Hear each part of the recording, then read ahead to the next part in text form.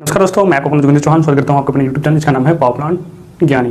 दोस्तों, जो आज का टॉपिक है वो रिलेटेड टू बॉयलर ऑपरेशन होने वाला है यूएल। आज हम इस टॉपिक में हम डिस्कस करेंगे कि what is the eligibility of BOE examination, कि भाई बीओई एलिजिबिलिटी क्राइटेरिया, कि भाई यदि आप पावर प्लांट में काम कर रहे हो, यदि आप ग्रेजुएट हो चुके हो या फिर आपने बीटेक किया हुआ है या फिर आप आपने अदर किसी एग्ज़ाम परस्यू कर रखा है रिलेटेड टू केमिकल इंजीनियरिंग या फिर अदर एनपीटीआई कर रखा है, तो यदि आप बॉयलर फील्ड में काम कर रहे हो तो ये वीडियो आपके लिए है। यदि आप फर्दर आप इस सेक्टर में आगे ग्रो करना चाहते हो तो आप एग्ज़ाम दे सकते हो, जो कि डिफरेंट एग्ज़ाम्स है इस फील्ड के। तो एक सबसे इंपॉर्टेंट एग्ज़ाम है वो है बीओई, बॉयलर ऑपरेशन इंजीनियरिंग। तो दोस्तों, आज इसी टॉपिक में बातें करेंगे कि क्या क्या एलिजिबिलिटी क्राइटेरिया होता है बीओई एग्ज़ाम देने के लिए।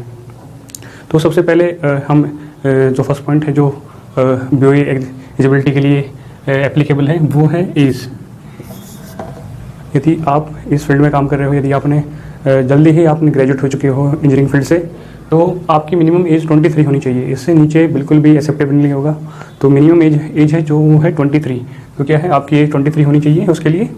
क्योंकि ये वीडियो मैं इसलिए बना रहा हूँ क्योंकि मुझे बहुत सारे मैसेज आ रहे थे कि sir what is eligibility criteria, क्या हम योग्य है इस एग्ज़ाम को देने के लिए या नहीं योग्य है।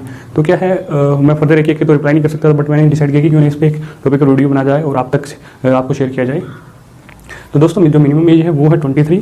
यदि आप इससे नीचे हो तो आपको वेट करना पड़ेगा उसके लिए।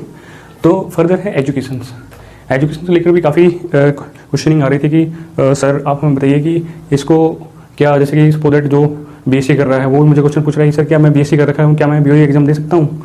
तो क्या मैं डिप्लोमा कर रखा हूँ, मैंने इस फील्ड से डिप्लोमा कर रखा है, क्या मैं बीओई एग्जाम दे सकता हूँ। या फिर कोई एमबीए करने वाला भी बोल रहा है कि क्या मैं इसको एग्जाम दे सकता हूँ।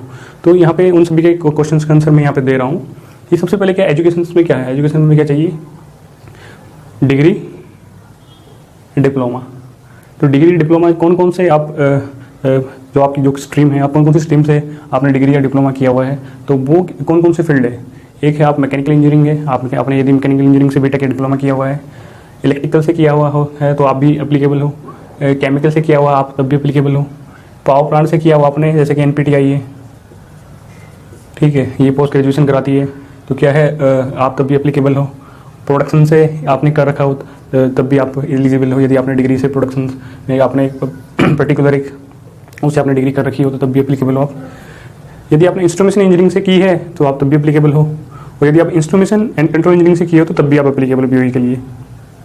अभी हाल ही में क्या है ना, ये 2 से 3 ब्रांचेस थी जो कि मैकेनिकल है, इलेक्ट्रिकल है, केमिकल है।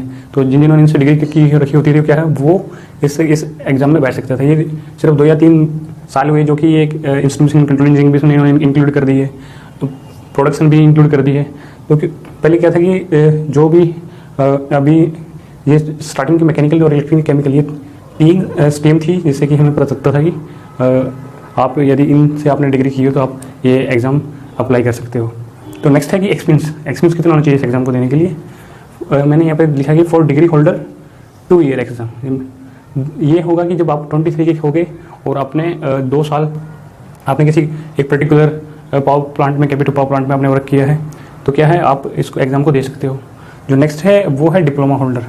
डिप्लोमा होल्डर के लिए ये 5 ईयर है कि आप यदि डिप्लोमा किया पर्टिकुलर आपने स्पोर्ट की आपने डिप्लोमा किया है इन सभी स्ट्रीम में से, तो क्या है उसके बाद आप एक पर्टिकुलर कंपनी में जहाँ वो पावर सेक्टर है उसमें आप कंटिन्यू 5 साल तक काम करोगे, तो तब आप एप्लीकेबल होगे इस एग्ज़ाम को अप्लाई करने के लिए। नेक्स्ट है जैसे कि जो पोस्ट ग्रेजुएशन कोर्स है, जैसे कि एनपीटीआई है, उन सभी लोगों के लिए क्या है 1 साल का एक्सपीरियंस रिक्वायर्ड होता है। ये एनपीटीआई क्या होता है कि इवन आप डिग्री करने के बाद आप एनपीटीआई कर सकते हो। मोस्टली पीपल से ही करते हैं कि डिग्री के बाद एनपीटीआई कर लेते हैं, क्योंकि इसमें एनपीटीआई भी एक काफ़ी बड़ा स्कोप रखता है पावर प्लांट में। तो इसमें क्या है कि इसमें पर्टिकुलर एक बड़े बड़े पावर प्लांटों के बारे में नॉलेज दी जाती है। तो क्या है, बंदे बीटेक करने के बाद क्या है इसको भी करना प्रेफर करते हैं। आफ्टर दैट इस एग्ज़ाम को वो प्रेफर करते हैं। तो सर आप भी यदि आप फर्दर इस फील्ड में नॉलेज गेन करना चाहते हो तो मैं आपसे भी बोलूँगा, यदि आप बीटेक हो फिर थोड़ा सा टाइम लगा के आप एनपीटीआई कीजिए, आफ्टर दैट इस फील्ड में आइए, तो फिर क्या है आपका जो कैरियर ग्रोथ है वो काफ़ी अच्छी से मेंटेन रहेगा। तो नेक्स्ट है कि अब प्लांट कैपेसिटी, इससे रिलेटेड भी बहुत सारे क्वेश्चन हमें पूछे जाते हैं कि प्लांट कैपेसिटी क्या प्लांट कैपेसिटी, यानी यदि स्पोर्ट की वो जो नॉन आईबीआर बोल्डर्स होते हैं, तो जो लोग उनमें काम करते हो वो भी क्या है, वो भी पूछते हैं कि सर हम भी क्या BOE अप्लाई कर सकते हैं क्या। तो क्या है यहाँ पे जो मिनिमम रिक्वायरमेंट है वो है 1000 स्क्वायर मीटर। यदि आपका बॉयलर का जो हीटिंग सरफेस एरिया है वो 1000 स्क्वायर मीटर है तो क्या है वो भी तब भी एक एग्जाम दे सकते हो। तो अब इस दैट की एक मोर देन 1 बॉयलर्स होते हैं जो जहाँ पे इंडस्ट्री में जैसे कि प्रोसेस प्लांट होते हैं वहाँ पे छोटे छोटे बॉयलर लगा दिए जाते हैं। तो यदि आपके बहुत सारे आप सोच रहे होंगे कि सर 1000 मीटर के तो मेरे जो छोटा बॉयलर है उसका तो 1000 स्क्वायर मीटर एरिया नहीं है, तो मैं तब तो मैं दे नहीं सकता। तो यदि एक यहाँ पे क्या है कि यदि आपका मिनिमम एक बॉयलर का मिनिमम 500 स्क्वायर मीटर आपका मिनिमम एरिया होना चाहिए, सो दैट कि एक 500 का है एक दूसरा 500 का है, तो क्या है दोनों मिला के 1000 स्क्वायर मीटर हो गया। तो क्या है तो तब भी आप इस एग्जाम के लिए अप्लाई कर सकते हो। तो दोस्तों ये कुछ एलिजिबिलिटी क्राइटेरिया थे BOE एग्जाम के लिए। तो यदि दोस्तों फिर भी इनमें से आपको कोई भी डाउट है तो मुझे नीचे कमेंट सेक्शन में मुझे जरूर बता सकते हैं, ताकि मैं आपको जो आपके क्वेश्चन रही है मैं उनका आंसर दे सकूँ। तो दोस्तों आज के लिए इतना ही काफी है, फिर मिलेंगे ठीक ठाक वीडियो के साथ। तब तक के लिए watching this video don't forget to subscribe this channel, क्योंकि इस चैनल को आपको सब्सक्राइब कर लेना चाहिए, क्योंकि इस चैनल पर मैं पावर प्लांट ऑपरेशन और मेंटेनेंस से लेकर वीडियो बनाता रहता हूं, जो कि आपके आने वाली करियर ग्रोथ के लिए काफी हेल्पफुल हो। यदि आपने अभी तक सब्सक्राइब नहीं किया तो प्लीज नीचे सब्सक्राइब बटन पर क्लिक करके इसको सब्सक्राइब कर लीजिए और बेल नोटिफिकेशन को